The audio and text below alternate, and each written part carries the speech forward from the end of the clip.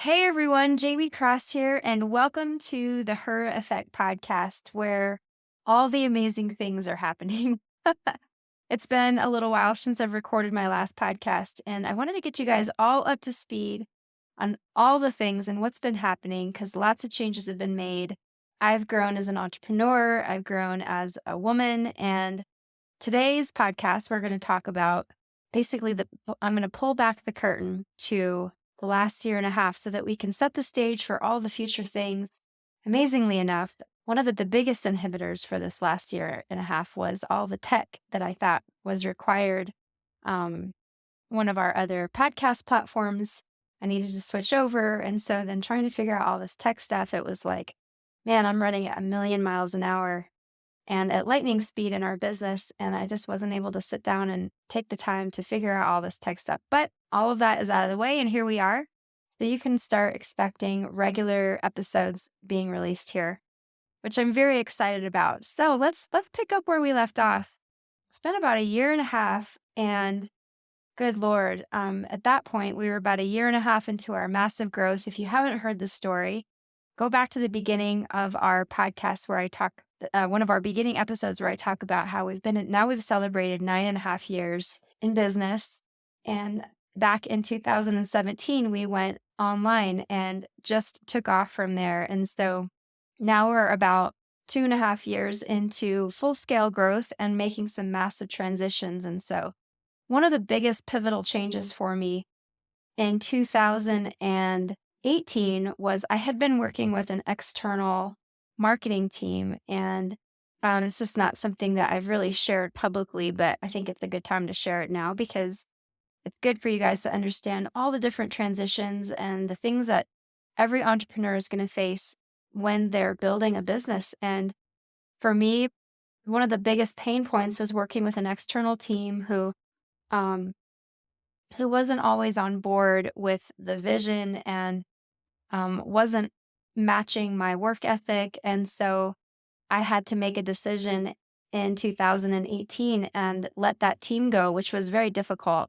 I remember a friend of mine talking to her a couple of years ago, and she said, Jamie, the hardest thing you'll ever do in business will be grow a backbone.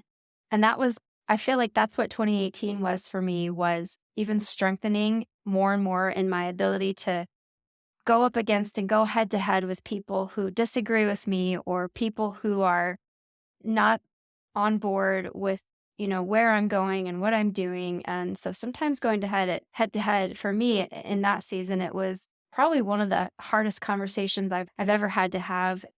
And it was met with massive backlash. And so I've kept it pretty quiet, and I'm not going to go into too much detail, but let's just say that was an opportunity for me to strengthen myself in my vision and stand by what I know I'm called to do and go face to face and head to head with people who were opposing the direction that I wanted to go and ultimately where I want to take our business, which is now, and I couldn't even have foreseen at that time what we were going to be doing. And many of you have heard this part of the story.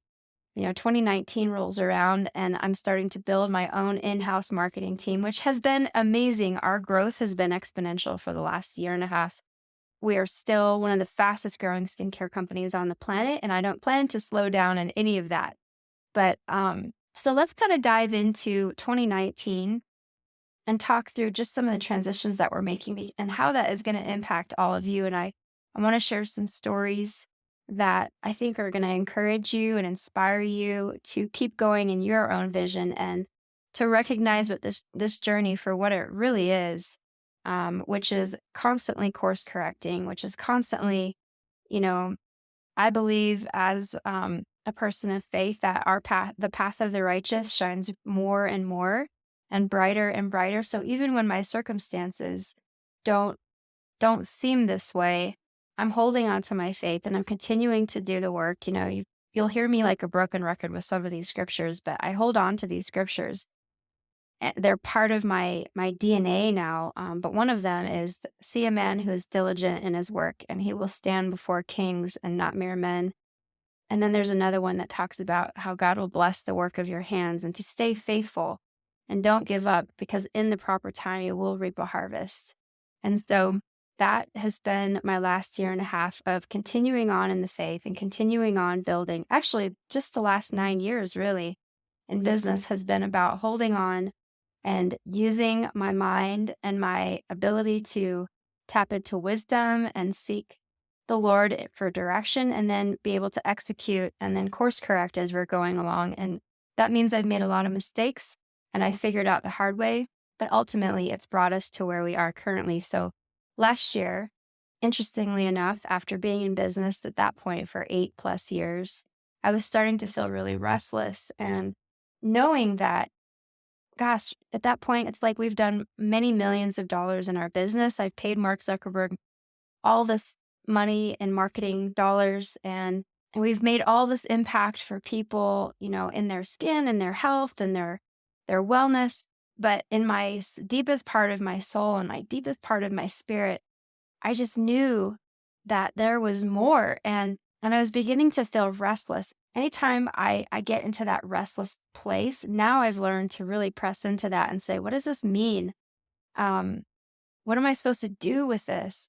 So I just started praying through it. And I remember if you rewind all the way back to the very beginning of MIG 9 years ago, I sat down with a mentor who was like, Jamie, you should start a multi-level. And I was like, no, I will never do that. I will never do that. No way. Nathan and I had spent all those years building in other MLMs, and I really just struggled with the culture. And it was an opportunity for Nathan and I in that season to learn what not to do, how not to lead people, how not to treat people. And so for me, I'm like, no way, I'll never do that. And so fast forward a couple years later, I went to a conference where there was a billionaire, Peter Daniels, who's speaking here locally in Colorado Springs. And he's teaching, and there's like 2,000 people in the room, and he stops everything, and he's like, hey, let's do some Q&A. Let's take a break. And so there are about 5 of us that got to stand up in front of the microphone and ask a question. And I remember, man, if you YouTube him too, you can watch him. He's hardcore. He owns, I think, 28 businesses. He's this billionaire from Australia, has his own currency. And um and my palms are sweating and every single person in front of me is like telling their life story in the microphone, and he's putting the smack down and he's like, you guys need to come ready with your questions. And I just remember being like, oh my goodness, I'm standing up now. I can't run away from this. I'm standing in line and I'm going to ask him a question. I have no idea what I'm going to ask him. And the microphone is just screaming at me. I've failed speech class in high school, and so I'm just my sweating bullets, my palms are all sweaty. The lady in front of me totally she had a horrible question. It was like, oh man. So by the time I finally got up to the microphone, the only thing I could think to say was, Mr. Daniels, can you tell me about mass distribution and global impact? And he paused and then he looked at me and he said, you need to start a multi-level. I was so disappointed because I walked away thinking I had this opportunity to ask this billionaire a question and get this gold treasure of an answer from him. And all he's got to say to me is to start a multi-level. I was like, man, I will never do that. But I did buy his book and it sat on a shelf for years. And so come in 2017, Nathan and I always tell this story. And if you're part of my tribe and you're in my following, then you've heard this story before, but I always like to tell it for those of you that haven't heard before. It's kind of funny, but when we first started our skincare company, we would be up at 2 o'clock in the morning, in our garage, making product, making soap. And I just remember one of our neighbors coming over one day and he was like, hey, what are you guys doing here at 2 o'clock in the morning in your garage? Like we're living in Colorado. And he must have thought we were Breaking Bad or something. So anyways, we were like, yeah, we're soap makers. We own this business. And he ended up teaching Nathan how to build clean rooms. And so we learned how to build legit labs in our garage. And so in 2017, when our business started to take off, the first thing we did, we started looking for a facility. And it's so funny too, because we broke our first 6 figures in less than 6 weeks. And I had known in that early part, like even before we had even hit that 6 figure mark, I was like, Nathan, we're going to need to find a building because we can't make product in our garage and we can't be in our kitchen in our basement anymore. we're going to have to grow out of this place. And so we started driving around Black Forest and nothing was coming up. And I just kept remembering this scripture that says that he has prepared a place for us. Now, in context, he's talking, God is talking about heaven. But in my current revelation, I'm like, Lord, I know that you've prepared something for us. You've given me this vision, and you said that you would supply all of our needs according to your glorious riches in Christ Jesus. And so that's not just finances, that's buildings and team members and staff and ideas and everything that we need to be successful. He said he would supply all of our needs. And so literally, we were driving up Glen Eagle Drive here in Colorado Springs, which is near our home. And there was this kind of town square that was partially vacant. And I was like, man, this would be perfect. It's 2 minutes from our house. It's got beautiful mountain views. It's kind of snuggled in to the mountains a little bit with these just picture perfect views. And we're in a great part of town. So it took a little bit to finally get a hold of the landlord. But long story short, we moved in and was able to have mentors and some of our pastors come to the shop. Some of them flew in. They were there for an event and came to the building and they prayed over our whole building. And one of the pastors said, Jamie, you should start a multi-level. And I was like, I will never do that. Oh. So here we are, last year, 2019, early, and I was feeling restless again. And it's so funny too, because I spoke at a conference called 10X in January in Miami, Florida. It was in the football stadium or the baseball stadium that this last Super Bowl was held at. So I got to speak in that stadium in front of 45,000 people. And then I spent some time with some entrepreneurs after that, and Russell Brunson, because Russell Brunson was the one who actually asked me to come and share just a couple minutes of my story on this stage. And so we all went on a yacht after that. And I was talking to Russell, and he's like, are you starting a multi-level? Because I had done a post like a year ago that I was talking about, and you guys have always heard me say this, but I'm like, Amway, I'm coming for you. And this had nothing to do with the business model. I just am like, hey, I'm on this war path to compete with Amway and to build $1 billion company and change the world. And I was like, no, no way, never. He's like, man, because the business model is incredible. It'd be right up your alley. And I was just like, no way. Well, I started to feel restless after that. And then sure enough, praying through it, and Nathan and I got to go to Walt Disney World for our anniversary in Florida. And we're sitting there at Epcot Center and eating at this little French cafe. And we're just talking, regular conversation, having the time of our life. We had never really traveled before for our anniversary. And this was an anniversary trip. So no kids at Disney. It was amazing. And we were riding dragons. If you haven't seen Flight of Passage or been on that ride, you definitely need to check it out. And I'm sitting there eating my pasta at this little French cafe. And out of nowhere, it was so clear. It was like a lightning bolt that just struck my spirit. And I heard the Lord say, Jamie, start doing your research. And I put my fork down. I knew exactly what that meant. He didn't even need to clarify. It was like a burst of inspiration and vision in my soul and in my spirit. And I looked at Nathan. I said, Nathan, I think I'm supposed to start researching the business model, the MLM business model.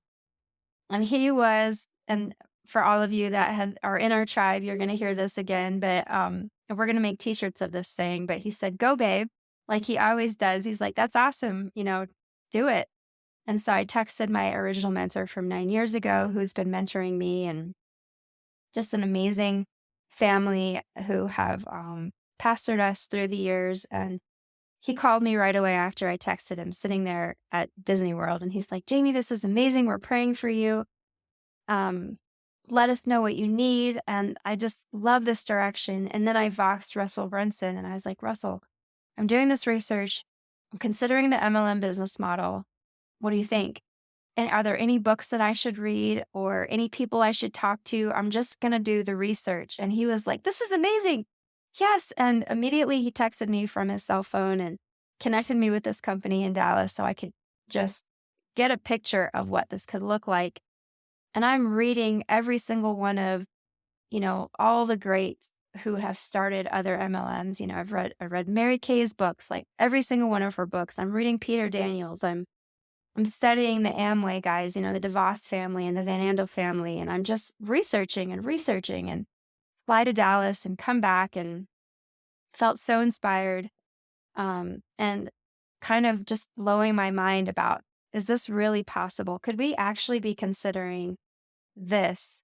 I'm still not sold on the model, even though I know that we could make a bigger impact this way. And I came home from Dallas and I gave myself a week to just pray through everything. And um, I remember that book that Peter Daniels had told me to read. And it was a book that he had written. It was a global survey on network marketing. And it was basically depicting all the problems in the industry, and I was flipping through these pages and resonating with his entire message. The ego driven culture, the leaders who have not been developed and prepared for leadership, but they're kind of thrown in because they're a sponsor. All the revving of the engine, but nobody's really gaining traction. The fact that there's no training system. And so I just remember being like, I could fix that. And I know I could fix that. And I came to a page where he said, you know, the MLM business model in and of itself is the most powerful business model on the planet because everyone can win with the biblical business model, and what business model could you take 2 to 5 years and build a life-changing income? I mean, it took me how many years to get to where I was because I had to develop a product from scratch. I had to figure out how to go out and sell the product and market the product and do R&D and market research and what do people want, and going back to the drawing board with formulations, and then going through, like, how do you differentiate yourself as a brand in a saturated market? How do you become an entrepreneur? How do you build revenue? And I did all of that, and we did it debt free, and um, we did it through blood, sweat, and tears. But I'm like, man, if you could take a business model like this and give people a business in a box, a launch in a box, how powerful would that be? Because and we talked about the her effect, but 5 years ago, I had this vision for the her effect, and it was overwhelming to me to think about how badly and how passionate I am about helping women become profitable in businesses, but being overwhelmed by the fact that it could take so much time for somebody to learn what I've learned, even if I taught them everything I know. It's just a process, but with this MLM business model, here you can offer people a business in a box risk free, and help them change their entire family legacy in a very short amount of time.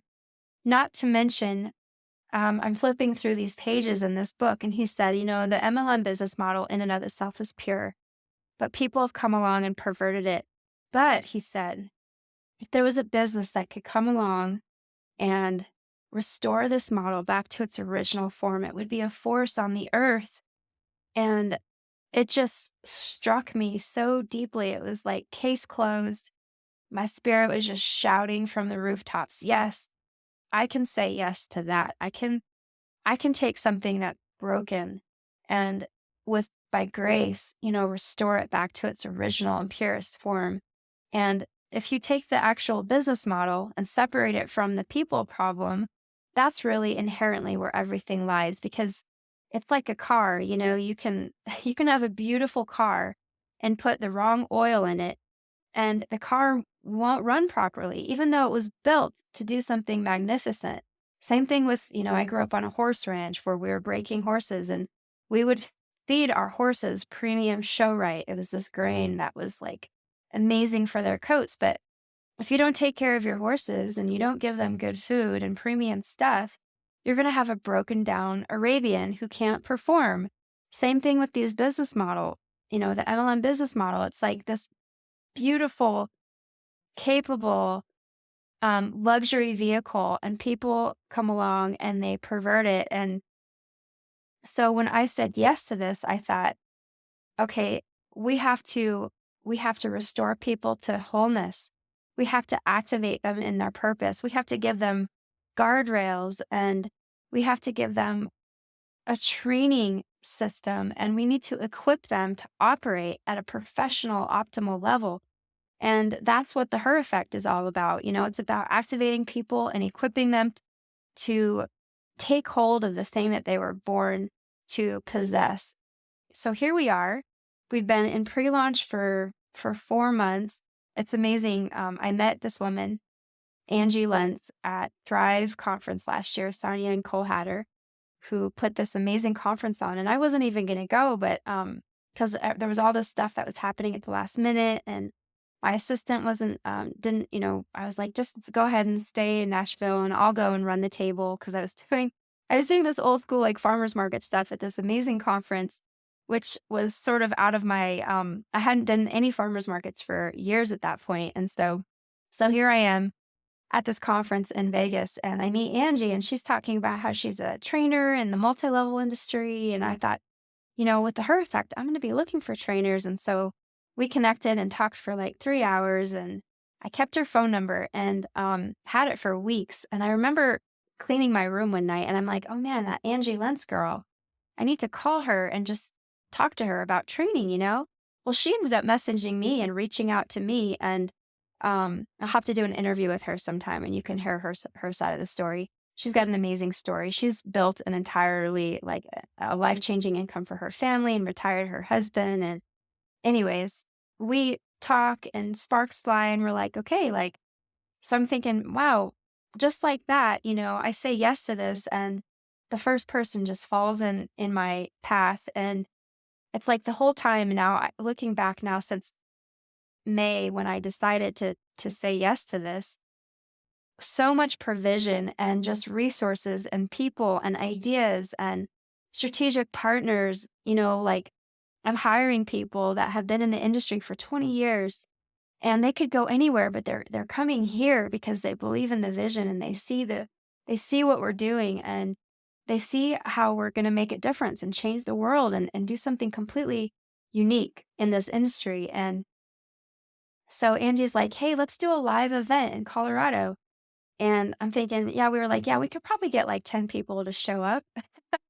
And sure enough, we put it out there and we had, I think, 70 people fly out to Colorado for our very first pre-launch event, which was magical. We were up there at Spruce Mountain at at the ranch here in Colorado. And my friend Tara Ames, who owns that, is an amazing female business owner who runs this beautiful venue up there in the mountains. And so we did the event there. And thereafter, like I've done, I think 14 live events.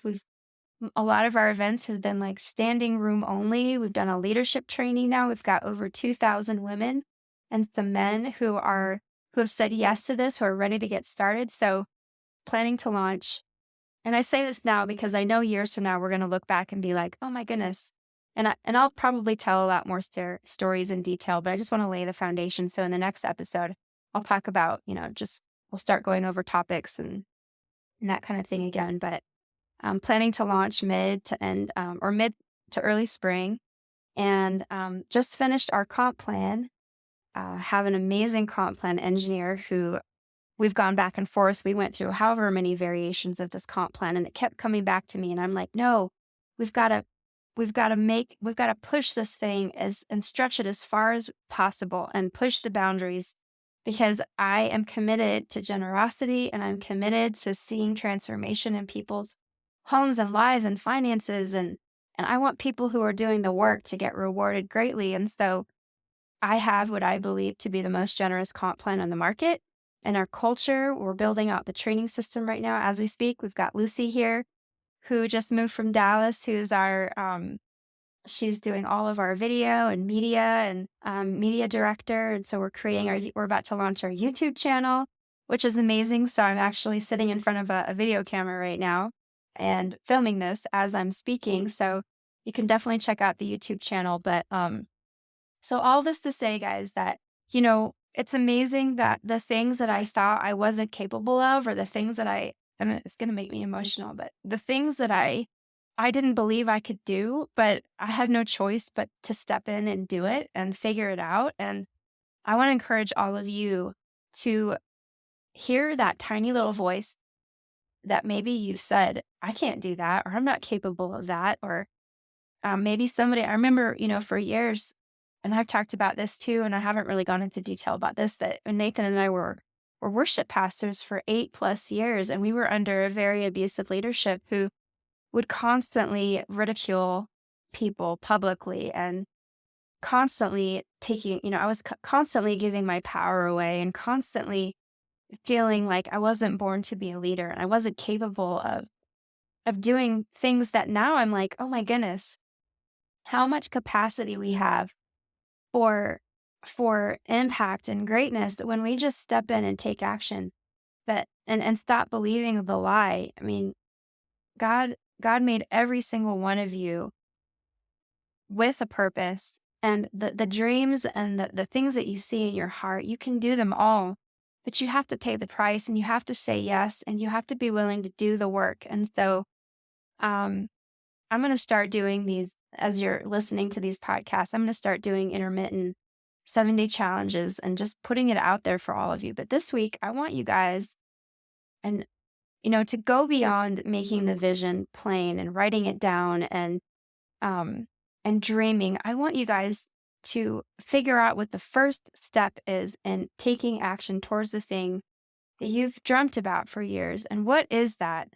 And then go out and do it, because here's the thing. We think that building $1 million company or being a millionaire or a billionaire or being on stage or making impact has something to do with our external circumstances. But I tell you what, it's more about who we're becoming in the process of making hard decisions and doing hard things than anything else. And I'm going to do a whole episode here on doing hard things, and we're going to talk about Adventure Her and some of the upcoming things that we're planning for women who want to push themselves farther than they've ever been pushed. And I tell you what, doing hard things, which for me look like sitting down and figuring out how to build a funnel, how do you create an online marketing strategy, how do you formulate a product, how do you sell a product, how do you market a product, how do you start and launch an MLM company, how do you build a following? How do you do all of these things? It starts with being faithful with the little things. And then it starts with saying yes to paying the price, no matter what it is.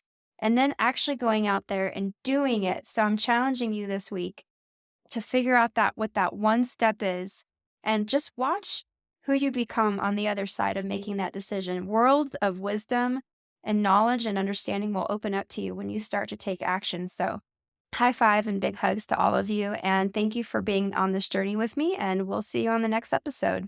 Thanks for listening to today's show. Hit subscribe or follow, and be sure to share this episode with a friend.